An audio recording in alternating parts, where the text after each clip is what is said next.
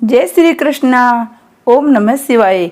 आज हम प्रदोष व्रत की कथा सुनेंगे और अलग अलग बारों में अलग अलग प्रदोष व्रत का क्या महत्व है वह सब महत्व जानेंगे। श्री कृष्ण भगवान की जय। हर हर महादेव। प्रदोष व्रत के दिन भगवान शंकर और माता पार्वती की विधि विधान से पूजा की जाती है। इस व्रत में प्रदोष काल में पूजा करने का बहुत अधिक महत्व होता है। इसमें अधिक मास चल रहा है। अधिक मास माह के कृष्ण पक्ष प्रदोष व्रत 13 अगस्त रविवार को रखा जाएगा। ये व्रत करने से भगवान शंकर सारी मनोकामनाएं पूर्ण करते हैं। हिंदू धर्म में एकादशी को विष्णु से तो प्रदोष को शिव से जोड़ा गया है। हालांकि ऐसा जरूरी नहीं है। आपका इष्ट कोई भी हो, चाहे आप ये दोनों व्रत रख सकते हो। जरूरी नहीं है कि प्रदोष व्रत रखते हुए शिव की उपासना करें। अधिक मास में प्रदोष व्रत करना सफल फलदायक है और एकादशी के दूसरे दिन प्रदोष व्रत करना भगवान शिव और विष्णु दोनों खुश होते हैं। दोनों अपनी मनोकामनाएं पूर्ण करते हैं। प्रदोष को प्रदोष कहने के पीछे एक कथा जुड़ी हुई है। संक्षेप में ये चंद्र को क्षय रोग था, जिसके चलते उन्हें मृत्यु तुल्य कष्ट हो रहा था। भगवान शिव ने उस दोष का निवारण कर उन्हें त्रयोदशी के दिन पुनः जीवन प्रदान किया। अतः इसलिए इस दिन को प्रदोष व्रत कहा जाने लगा। प्रत्येक माह में जिस तरह 2 एकादशी होती है, उसी तरह 2 प्रदोष भी होते हैं। त्रयोदशी को प्रदोष कहते हैं। प्रदोष काल में उपवास में सिर्फ हरे मूंग का सेवन करना चाहिए, क्योंकि हरा मूंग पृथ्वी तत्व है और मंदाकिनी को शांत रखता है।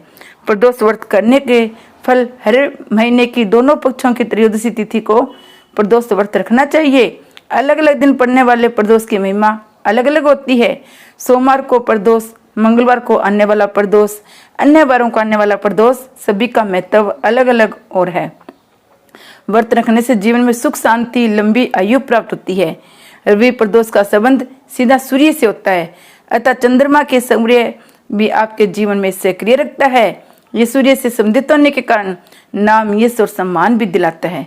अगर आपकी कुंडली में अपयश के योग हो तो ये प्रदोष करे। रवि प्रदोष रखने से सूर्य संबंधी सभी परेशानियां दूर हो जाती है। अगर सोमवार को प्रदोष व्रत है तो सोमवार को त्रयोदशी तिथि आने पर इसे सोम प्रदोष कहते हैं। ये व्रत रखने से इच्छानुसार फल प्राप्ति होती है। जिसका चंद्र खराब असर दे रहा हो उनको तो ये प्रदोष जरूर नियम पूर्वक रखना चाहिए, जिससे जीवन में शांति बने रहती है। अक्सर लोग संतान प्राप्ति के लिए ये व्रत रखते हैं। मंगलवार को आने वाला इस प्रदोष को भौम प्रदोष व्रत कहते हैं। इस दिन स्वास्थ्य संबंधित तरह की समस्याओं से मुक्ति पाई जा सकती है। इस दिन प्रदोष व्रत विधि पूर्वक करने से कर से छुटकारा मिलता है। बुधवार को इस दिन आने वाले प्रदोष को सौम्यवार प्रदोष भी कहा जाता है। ये शिक्षा और ज्ञान प्राप्ति के लिए किया जाता है। साथ ही जिस तरह भी मनोकामना लेकर किया जाए उसे वह पूर्ण करता है। यदि आप इष्ट प्राप्ति की इच्छा है तो ये प्रदोष जरूर करें। गुरुवार को प्रदोष व्रत कहते हैं। इससे आपको बृहस्पति ग्रह शुभ प्रदोष तो देता है, साथ ही इसे करने से पितरों का आशीर्वाद भी प्राप्त होता है। अक्सर ये प्रदोष शत्रु एवं खतरों के विनाश के लिए किया जाता है। ये हर तरह की सफलता के लिए भी रखा जाता है। अगर शुक्रवार को प्रदोष व्रत है तो इसे भृगुवारा प्रदोष व्रत कहा जाता है। जीवन में सौभाग्य की वृद्धि हेतु ये प्रदोष किया जाता है। सौभाग्य है तो धन और संपदा सवती मिल जाती है। इससे जीवन में हर कार्य सफलता भी मिलती है। अगर प्रदोष व्रत शनिवार को है तो शनि प्रदोष से पुत्र की प्राप्ति होती है। अक्सर लोग इसे हर तरह की मनोकामनाएं के लिए, नौकरी में पदोन्नति के लिए, प्राप्ति के लिए किया जाता है। रवि प्रदोष, सोम प्रदोष व शनि प्रदोष के व्रत को पूर्ण करने से अति शीघ्र कार्य सिद्धि होकर अभीष्ट फल की प्राप्ति होती है।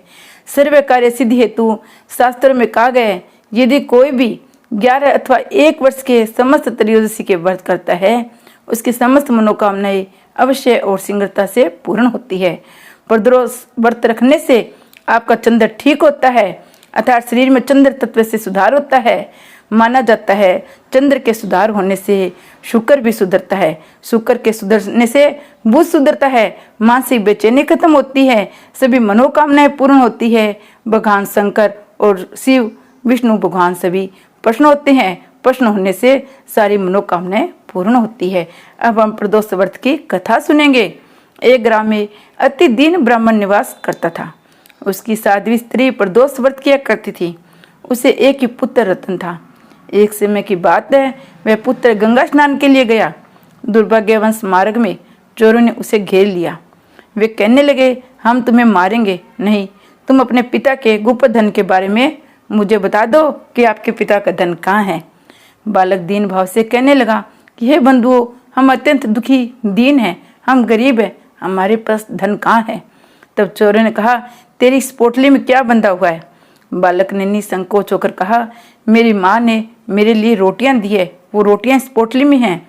ये सुनकर चोरों ने अपने साथियों से कहा कि साथियों, ये बहुत ही दीन दुखी मनुष्य है, अतः हम ये किसी और को लूटेंगे।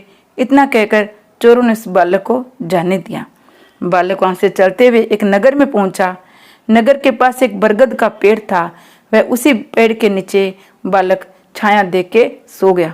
उसी समय उस नगर के सिपाही चोरों को खोजते हुए उस बरगद के वृक्ष के पास पहुंचे और बालक को चोर समझकर बंदी बना राजा के पास ले गए। राजा ने उसे कारावास में बंद करने का आदेश दे दिया। ब्राह्मणी का लड़का जब घर नहीं लौटा तब उसे अपने पुत्र की बड़ी चिंता हुई। अगले दिन प्रदोष व्रत था। ब्राह्मणी ने प्रदोष व्रत किया। भगवान शंकर से मन ही मन अपने पुत्र की कुशलता की प्रार्थना करने लगी। उस दिन रवि प्रदोष व्रत था। रवि प्रदोष व्रत करने से भगवान शंकर शीघ्र मनोकामनाएं पूर्ण करते थे।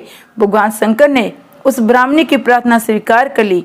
उसी रात भगवान शंकर ने उस राजा को सौपन में आदेश दिया, वह बालक चोर नहीं है, उसे प्रातःकाल छोड़ दो, अन्यथा तुम्हारा सारा राज्य वैभव नष्ट हो जाएगा। प्रातःकाल राजा ने शिव जी की आज्ञा अनुसार उस बालक को कारावास से मुक्त कर दिया गया। बालक ने अपनी सारी कहानी राजा को सुनाई। सारा वृतांत सुनकर राजा ने अपने सिपाहियों को उस बालक के घर भेजा। उसके माता पिता को राज दरबार में बुलाया। उसके माता पिता बहुत ही भयभीत थे। राजा ने उसे भयभीत देखकर कहा, आप भयभीत न हो, आपका बालक निर्दोष है। राजा ने कहा कि ये बालक निर्दोष है। राजा ने ब्राह्मण को 5 गांव दान में दे दिए, जिससे कि वे सुखपूर्वक अपना जीवन व्यतीत करने लगा। इस तरह ब्राह्मण आनंद से रहने लगा। शिव जी के दया से उसकी दरिद्रता दूर हो गई। अतः जो भी मनुष्य रवि प्रदोष व्रत करता है वह सुखपूर्वक निरोगी होकर अपना पूर्ण जीवन व्यतीत करता है। जय शिव शंकर भगवान की जय। जय शिव शंकर भोलेनाथ की जय। ओम नमः शिवाय। ओम नमः शिवाय।